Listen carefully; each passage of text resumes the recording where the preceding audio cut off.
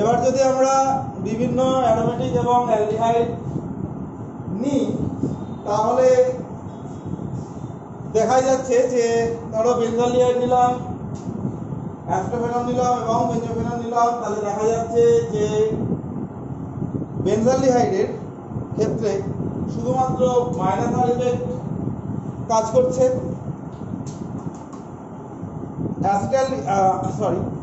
অ্যাসিটোফেনলের ক্ষেত্রে মাইনাস আর ইফেক্ট এবং CH3 plus I effect কাজ করছে, তাহলে সক্রিয়তা আরো খানিকটা কমলো।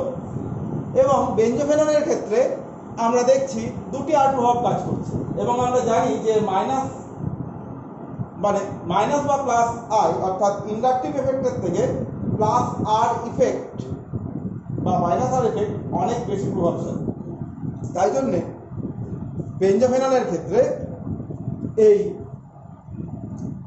সক্রিয়তাটা সবথেকে কম হয়, অর্থাৎ সক্রিয়তার ক্রম হবে অ্যাসিটালডিহাইড সবথেকে বেশি, বেনজালডিহাইড সবথেকে বেশি, তারপরে অ্যাসিটোফেনল এবং তারপরে বেঞ্জোফেনল। আচ্ছা, এবার আমরা চলে যাব কার্বনিল কম্পাউন্ডের রিঅ্যাকশন। প্রথমে আমরা যেটি দেখব সেটি হচ্ছে HCN এর সাথে রিঅ্যাকশন।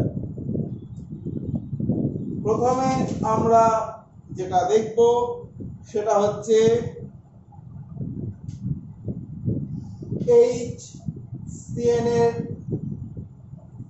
সাথে বিক্রিয়া। আচ্ছা, আগের ভিডিওটা হঠাৎ করে থেমে গেছিল টেকনিক্যাল এররের জন্য, তাই জন্য আমি আগের পোর্শনটা এই ভিডিওতে বলে দিলাম।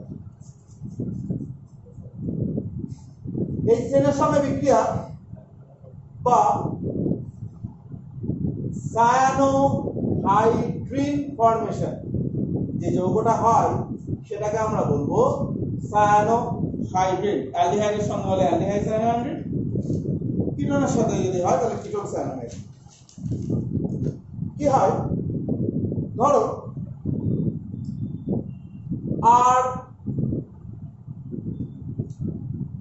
আর ড্যাশ সি ডবল বন্ড ও তার সঙ্গে HCl বিক্রিয়া করে আর ড্যাশ OH CN এই যৌগটি তৈরি করে। এই যৌগটির নামই হচ্ছে সায়ানোহাইড্রিন। মেকানিজম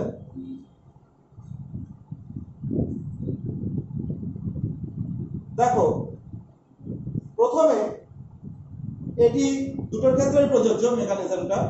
যখন তোমরা অ্যালডিহাইডের জন্য ব্যাপারটাকে ভাববে তখন আর ড্যাশ সমান H ধরে নেবে, বাদ বাকি অ্যালডিহাইড এবং কিটোনের জন্য মেকানিজম কিন্তু এক। এটার সঙ্গে ধরো H প্লাস, প্রথমে এই যে HCN ভেঙে যায় H প্লাস এবং CN মাইনাসে, এবং প্রথমে কি হয়, এই H প্লাস যুক্ত হয়, যুক্ত হয়ে যথারীতি এরকম একটি যৌগ তৈরি করে। পরের ধাপে কি হয়, CN মাইনাস, যেটা এই HCN থেকে আমরা দেখতে পাচ্ছি আছে, সেই CN মাইনাস যুক্ত হয় এবং যুক্ত হওয়ার পর আর ড্যাশ CN OH উৎপন্ন করে। ঠিক আছে,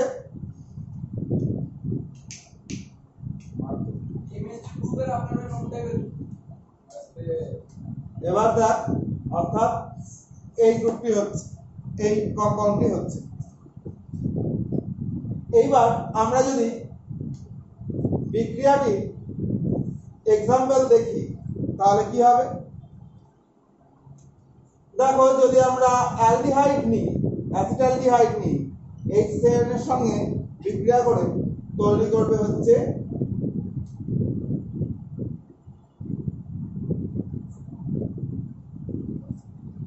H, অ্যাসিটালডিহাইড সায়ানোহাইড। যদি প্রোপাননের সঙ্গে করি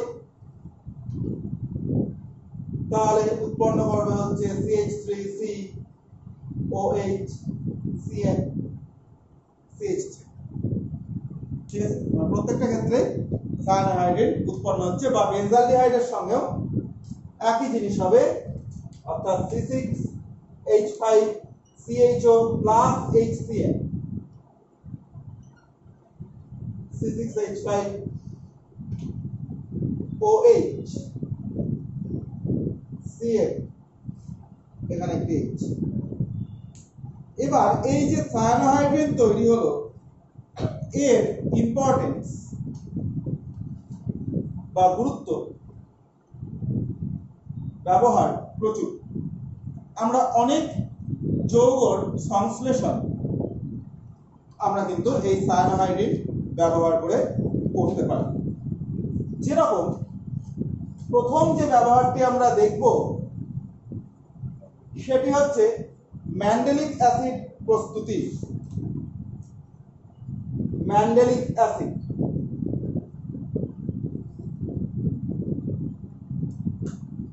ম্যান্ডেলিক অ্যাসিডের সংকেত হচ্ছে C6H5C COOH HOH। এই অ্যাসিডটিকে আমি বলবো ম্যান্ডেলিক অ্যাসিড। কিভাবে তৈরি করব? আমরা বেনজালডিহাইড সায়ানোহাইড্রেট তৈরি করব। দেখো, C6H5CHO প্লাস HCN, এখান থেকে উৎপন্ন হবে হচ্ছে C6H5CN HOH। পরের ধাপে আমরা যদি একে H3O প্লাস দিয়ে হাইড্রোলিসিস করি বা আত্মবিশ্লেষণ করি, তাহলে এই CN গ্রুপটি C6H5C HOH COOH উৎপন্ন করবে, অর্থাৎ ম্যান্ডেলিক অ্যাসিড তৈরি করবে। নেক্সট আমরা যেটি দেখব প্রস্তুতি, সেটি হচ্ছে ল্যাকটিক অ্যাসিড এবং ল্যাকটিক অ্যাসিড থেকে অ্যাক্রাইলিক অ্যাসিড প্রস্তুতি। ল্যাকটিক অ্যাসিড প্রথমে দেখব, ল্যাকটিক অ্যাসিড থেকে আমরা দেখব হচ্ছে অ্যাক্রাইলিক অ্যাসিড, একই সাথে দুটি। ল্যাকটিক অ্যাসিডের সংকেত হচ্ছে মেন্ডেলিক অ্যাসিডের যে C6H5 গ্রুপ, সেটি যখন CH3 হয়ে যায় তখন এটা হয়ে যায় ল্যাকটিক অ্যাসিড। তাহলে বুঝতেই পারছো রিঅ্যাকশনটা একবারে সোজা, অর্থাৎ বেনজালডিহাইড নিয়েছিলাম আমি, তার জায়গায় অ্যাসিটালডিহাইড নিলাম, HCN এর সঙ্গে বিক্রিয়া করালাম এবং তৈরি হলো অ্যাসিটালডিহাইড সায়ানোহাইড্রেট। তারপরে যদি আমি এই অ্যাসিটালডিহাইড সায়ানোহাইড্রেটকে H3O প্লাস এটা দিয়ে রিঅ্যাকশন করাই, তাহলে আমার তৈরি হবে ল্যাকটিক অ্যাসিড। ঠিক আছে, ল্যাকটিক অ্যাসিডকে যেহেতু আমি অ্যাক্রাইলিক অ্যাসিড তৈরি করব, তাই জন্য আমি এরকম ভাবে লিখলাম। এবার কি, তাহলে আগেরটাতে মেন্ডেলিক অ্যাসিড করো বা ল্যাকটিক অ্যাসিড করো, উভয়ের মেকানিজম, রিঅ্যাকশন প্রত্যেকটা এক। এইবার যদি এটাকে হিট করা হয়, তাহলে এখান থেকে এখনো জল নির্গত হবে এবং আমি যেটি পাবো সেটি হচ্ছে CH2 double bond C H COOH। এই যে জিনিসটা, সেটাই হচ্ছে অ্যাক্রাইলিক অ্যাসিড। বোঝা গেল? তাহলে প্রথমে আমরা ল্যাকটিক অ্যাসিড তৈরি করলাম, তারপরে অ্যাক্রাইলিক অ্যাসিড তৈরি করলাম। এবার আমরা নেক্সট চলে যাব একটি important compound, alpha amino acid. তার মধ্যে আমরা সব আলফা অ্যামিনো অ্যাসিড তৈরি করা যায়, আমরা স্পেশালি দেখব হচ্ছে অ্যালানিন। ঠিক আছে, তাহলে আমরা প্রস্তুত করব হচ্ছে আলফা অ্যামিনো অ্যাসিড। তার মধ্যে যেটা আমরা দেখবো সেটা হচ্ছে অ্যালানিন। অ্যালানিন ছাড়াও আমরা যে কোনো অ্যামিনো অ্যাসিড তৈরি করতে পারি। ঠিক আছে? আচ্ছা, দেখো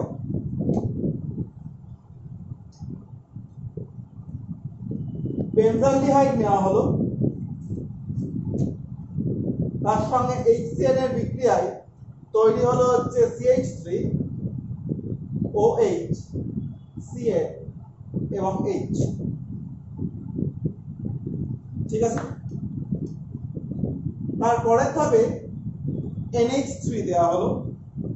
এই OH গ্রুপটি NH3 দেওয়া মানে -H2 অর্থাৎ OH গ্রুপটি NH2 গ্রুপে পরিণত হবে, বা পরিণত হবে বলাটা ভুল, NH2 গ্রুপ দ্বারা প্রতিস্থাপিত হবে। পরিণত কথা বলাটা একবারেই ভুল। NH2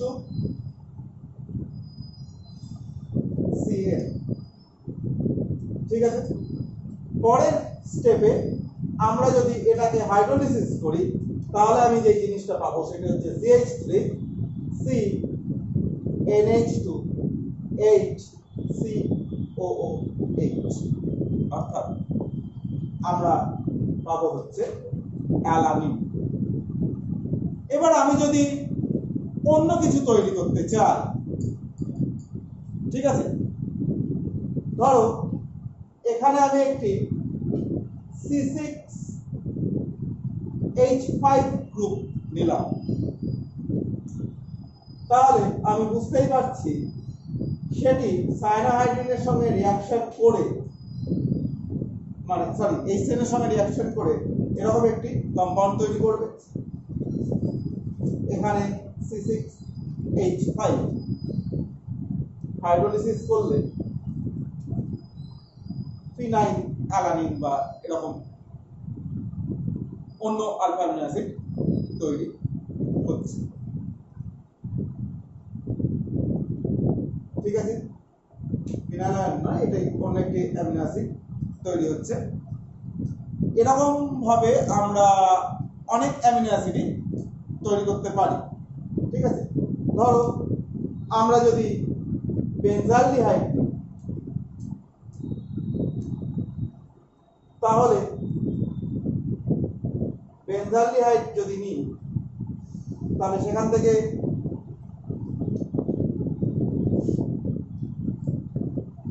বেনজালডিহাইড নিলে সেখান থেকে এরকম একটা সায়ানোহাইড্রিন মানে বেনজালডিহাইড সায়ানোহাইড্রিন পাবো। তাকে যদি NH3 দিয়ে বিক্রিয়া করানো যায় তাহলে OH গ্রুপ NH2 গ্রুপ দ্বারা প্রতিস্থাপিত হবে, এবং যদি হাইড্রোলিসিস করি তাহলে আমি আর একটি আলফা অ্যামিনো অ্যাসিড পাবো। আমার এই তিনটে বিক্রিয়া একই ধরনের বিক্রিয়া করানোর এটাই উদ্দেশ্য যে আমরা যে কোনো ধরনের আলফা অ্যামিনো অ্যাসিড কিন্তু এই সায়ানোহাইড্রিন থেকে তৈরি করতে পারি। সায়ানোহাইড্রিনের যে সিনথেটিক ইউজ, ঠিক আছে, সেটি কিন্তু অনেক বেশি। তাহলে এই রিঅ্যাকশনটাই আজকে থাক, বাকি রিঅ্যাকশনগুলি পরের ভিডিওতে বলবো।